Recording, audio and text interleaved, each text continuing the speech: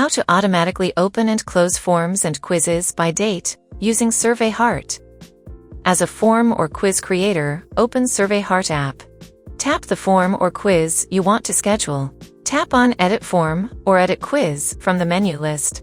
Now tap on Settings from the bottom bar. And go to the Control tab from the tab bar.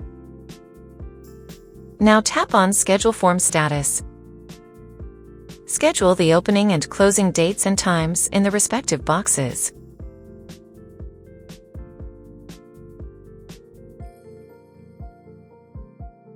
Submit the form to save your changes. Now share the form link with the form filler. Once you share it as a message, the form filler will receive the link to the form.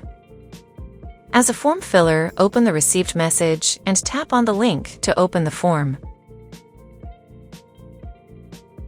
Now the form filler can see the remaining time to access the form. Conversely, the form will be shown as closed if it is accessed after the scheduled timeline.